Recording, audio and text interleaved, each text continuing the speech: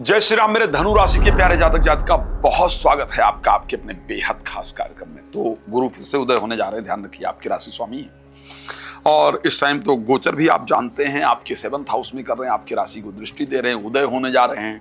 जब राशि स्वामी अस्त होता है थोड़ा स्ट्रगल रहता है, उदय हो जाते हैं तो परिस्थिति पर बदल जाती है। तो परिस्थिति आपकी बदलने वाली है। मैंने कहा था कि इंग्लिश में एक वर्ड कहा जाता है, डोंट लूज होप।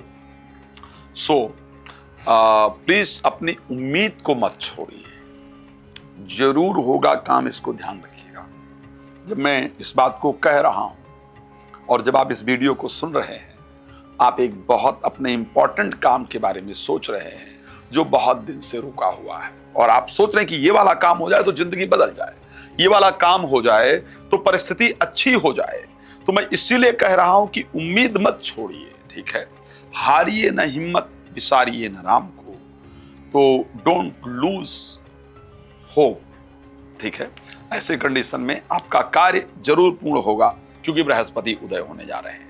मैं बहुत सारी चीजों पर चर्चा करूंगा। आपके 7th हाउस में सूर्य और गुरु का गोचर करना, बुध का गोचर करना 8th हाउस में, ये सब बहुत कुछ बदलाव लेकर के आ रहा है। लेकिन सबसे पहले आपको बता देता हूं कि यदि आप राम कथा, भागवत कथा, शिव महापुराण की कथा मेरे द्वारा चाहते हैं अपने क्षेत्र में, जैसा कि अभी रामपुर में होने जा रहा है, रामपुर में मेरी भागवत कथा है, 3 जुलाई से होगी, आप वहां सुनने आ सकते हैं। और चाहते हैं कि आपके यहां पर हो तो आप मेरे साथ संपर्क कर सकते हैं। रात को 9 बजे, दोपहर को 12 बजे आपके लिए फ्री में लाइव आता हूं। आप आइए मेरे साथ लाइव जुड़िए। रोज आप लोग कई सारे टीवी चैनल पर तो देखते ही हैं, तो लाइव जुड़ करके अपने बारे में जो भी जानकारी आप प्राप्त करना चाहते हैं उसको कर सकते हैं। भगवान आप सबको बहुत प्रसन्न रखें, ये मेरी शुभकामना हमेशा आपके लिए रहती है। चलिए आगे बढ़ते हैं। आप कॉल अपॉइंटमेंट भी ले सकते हैं मेरे साथ बात करने के लिए। कैसा होगा आपका आखिर जुलाई का महीना? तो सबसे पहली चीज, जो बृहस्पति आपके अस्त थे, वो अस्त बृहस्पति अब उदय होने वाले हैं। बृहस्पति आखिर 10 जून को अस्त हो गए थे, और 10 जून से लेकर के 7 जुलाई तक जो परिस्थिति बृहस्पति की रही वो अस्त वाली रही। तो हम अगर कहें तो जून और जुलाई का जो मिड क्षेत्र है, जून पूरा हमारा ऐसा गया है जिसमें काम बनते बनते रह गए हैं, बनते बनते काम जो है वो अटक गए हैं, रुक गए हैं। बिल्कुल उम्मीद थी कि ये हो जाएगा, बीच में कोई ऐसी रुकावट आ गई जिससे काम अपना रुक गया। तो वो जो काम रुक गया है ना, वो जा करके आपका जुलाई में पूरा होने वाला है। आइए थोड़ा बता दूं, आपकी हस्तरेखा देख लेता हूं राशि फल में और लाइव में। आप सोचेंगे आचार्य जी हस्तरेखा कैसे देख लेंगे आप लाइव में? तो मैं देख सकता हूं, भगवान ने इतनी कृपा की है। आपको ये बता सकता हूं कि आपका हाथ दिखता कैसे है। अगर आप राशि सिंह के व्यक्ति हैं, राशि धनु के व्यक्ति हैं, तो आपका हाथ कैसा दिखता है? आपको बता दूं, आपका हाथ, हथेली जो है वो बहुत बहुत हार्ड नहीं कर सकते, बहुत पतली नहीं कर सकते, लेकिन फिर भी हार्ड होती है। आपकी हथेली एक मजदूर की हथेली से थोड़ी डिफरेंट होती है। यानी ये हथेली जो है वो थोड़ी हार्ड कही जाती है, बहुत गद्दीदार या बहुत मुलायम हथेली नहीं कही जा सकती है, बहुत मोटी नहीं होती है आपकी हथेली। जनरली आपकी हथेली मीडियम साइड या पतली कही जा सकती है, जो आपकी हथेली रहती है। अगर आपकी राशि धनु है तो आपकी उंगलियां डेफिनेटली लंबी होंगी, नाखून आपके लंबे होंगे।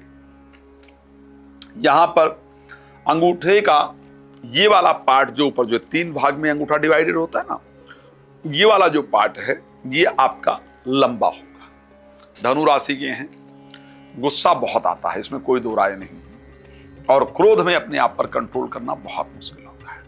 चलिए, बहुत सारी चीजें हैं जिस पर जानकारी देना चाहिए और देने का प्रयास करूंगा। एक और चीज बता देता हूं, अगर आप धनु राशि के हैं और आपका जो जन्म है वो करीब करीब मिड नाइट में हुआ है, आपका जन्म करीब करीब रात्रि में हुआ है, तो आपको जो जीवन संगी मिले हैं, जीवन संगिनी मिले हैं ना, उनके स्वभाव से आप बहुत परेशान हैं, उनको बहुत गुस्सा आता है।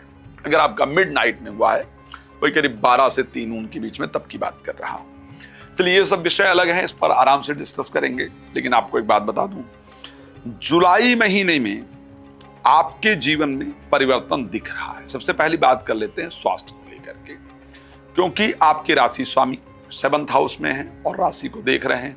इस कारण से आपका प्रभाव बढ़ेगा, आपका जो जीवन है वो प्रसन्नता वाला होगा, आपका प्रभाव निश्चित रूप से बढ़े, इस प्रकार की कंडीशन आपकी राशि के अंतर्गत नजर आ रही है। अगर आप मिथुन राशि के हैं तो ऐसे परिस्थिति के अंतर्गत आपकी मैरिड लाइफ के अंदर जो दिक्कतें चल रही हैं वो स्पेशली 15 जुलाई के बाद दूर होंगी। दोबारा से जीवन साथी के साथ बातचीत होना शुरू होगा, दोबारा से जीवन साथी के साथ प्रेम जो है वो बढ़ेगा, जीवन साथी की तरफ से, उनके परिवार की तरफ से पहल किया जाएगा। अगर आप धनु राशि के हैं तो विवाह को लेकर के जो चिंताएं हैं वो जाकर के जुलाई महीने में दूर हों, इस प्रकार की परिस्थिति है। स्वास्थ्य को लेकर के स्पेशली मैं अगर 15 जुलाई के बाद की बात करूं तो बेहतर रहेगा। 15 जुलाई से पहले थोड़ा स्वास्थ्य खराब रहेगा, क्रोध इत्यादि उत्पन्न ज्यादा होगा, मानसिक स्वास्थ्य परेशान करे ज्यादा, इस प्रकार की कंडीशन है। अब बात कर लेते हैं पैसे को लेकर भाई कैसा रहेगा। देखो एक बात बड़ा क्लियर कह सकता हूं, लाभे स्वग्रही होंगे 6th हाउस में, पैसा आएगा तो निश्चित रूप से अच्छा, इसमें कोई दो राय नहीं है। रुका हुआ फंसा हुआ धन आपको डेफिनेटली प्राप्त होगा, पैसा आएगा। पैसा जाने की अगर बात करें, बहुत ज्यादा जाने की बात नहीं कर सकता हूं, मुझे लगता है कि धन लाभ का योग ही है। प्रॉपर्टी से रिलेटेड, गाड़ी से रिलेटेड कोई काम रुका हुआ था, कोई प्रॉपर्टी वगैरह रेंट पर नहीं चढ़ रही थी या कोई प्रॉपर्टी वगैरह बिक नहीं रही थी जहां से पैसा आना है, ये लग रहा था कि ये बिक जाए तो हम इस कर्ज वगैरह से बाहर निकल आएंगे या यहाँ दे देंगे, छुट्टी मिल जाएगा, वो काम आपका निश्चित रूप से होता हुआ दिख रहा है।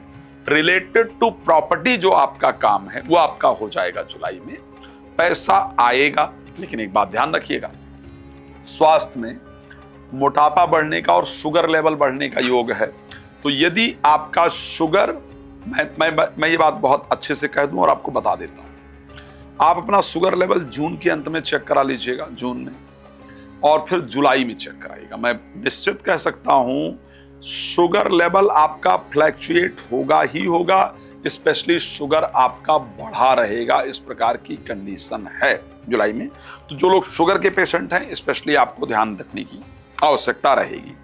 हेल्थ को लेकर के भी करीब करीब ठीक नजर आ रहा है, वेल्थ को लेकर के परिस्थिति अच्छी नजर आ रही है, ठीक ठाक नजर आ रही है। अब बात कर लेते हैं एजुकेशन को लेकर के कंडीशन क्या रहने वाली है। वैसे तो यह समय लग्न पर लग्नेश के उदय हो जाने से, लग्न पर बृहस्पति की दृष्टि होने से जो कंडीशन दिख रही है वो अच्छी दिख रही है।